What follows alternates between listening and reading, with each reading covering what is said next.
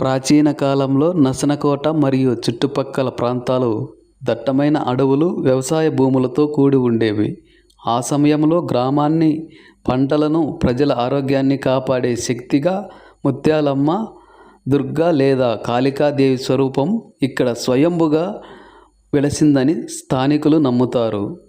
పూర్వకాలంలో కలరా, ప్లేగు, అమ్మవారు, chicken socks వంటి అంటువ్యాధులు వ్యాపించినప్పుడు ఈ ప్రాంత ప్రజలు నసనకోట ముత్యాలమ్మను శరణు కోరేవారు. అమ్మవారికి పూజలు చేయడం వల్ల వ్యాధులు నయమై గ్రామాలు సుభిక్షంగా మారాయని, అందువల్లే ఆమెకు ముత్యాలమ్మ అనే పేరు స్థిరపడిందని ప్రతీక. ఈ ఆలయానికి వందల సంవత్సరాల నుండి కేవలం ఆంధ్రప్రదేశ్ వారే కాకుండా పొరుగున ఉన్న కర్ణాటక, బళ్ళారి, బెంగళూరు ప్రాంతాల నుండి కూడా వేలాది మంది భక్తులు ఎడ్ల బండులు, వాహనాలతో తరలి వచ్చేవారు. ఏటా ఇక్కడ జరిగే దేవర మహోత్సవాలు, శ్రావణ మాస పూజలు మరియు దేవీ నవరాత్రి ఉత్సవాలకు ఒక పెద్ద చరిత్ర ఉంది. ఈ సమయంలో అమ్మవారికి సమర్పించే బోనాలు, సాకలు వంటి గ్రామీణ సాంప్రదాయాలు ఇప్పటికీ చెక్కు చెదరకుండా కొనసాగుతున్నాయి. మనం ఇక్కడి నుంచి గుడి దాకా వెళ్ళాక అమ్మవారి గురించి ఇంకా కొంచెం మాట్లాడదాం.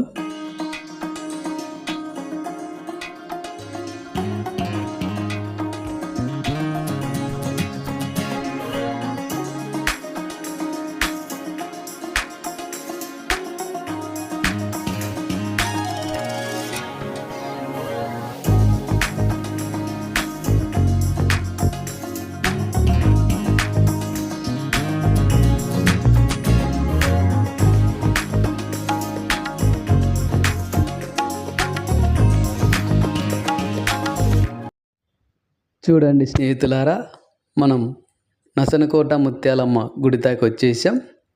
మేమైతే మంగళవారం వచ్చేసాం. ఈరోజు కూడా చాలామంది భక్తులు వచ్చేసారు. గుడి దగ్గర అయితే చాలామంది వెయిటింగ్ చేస్తున్నారు దర్శనం కోసం. చూడండి స్నేహితులారా, అమ్మవారి గుడి ఇక్కడ స్వయంభుగా వెలిసినారు కాబట్టి అమ్మవారు ఇక్కడ కోరిన కోరికలు తీర్చే అమ్మవారుగా ఇక్కడ ప్రతీక.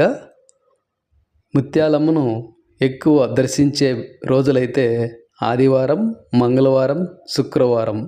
ఈ 3 రోజులు ఎక్కువ మంది భక్తులు వస్తూ ఉంటారు అమ్మవారి దర్శనం చేసుకోవడానికి.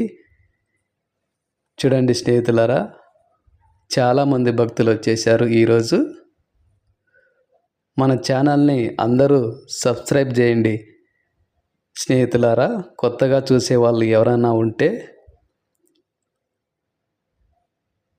అమ్మవారు ఇక్కడ స్వయంభుగా పుట్టలో నుంచి వెలిసారు. ఈ నసనకోట ముత్యాలమ్మ అమ్మవారు చూడండి. అమ్మవారిని ఇప్పుడు మనం చూద్దాం. చూడండి స్నేహితులారా,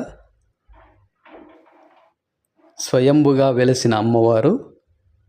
మళ్ళీ నెక్స్ట్ వీడియోలో కలుద్దాం. బాయ్ స్నేహితులారా.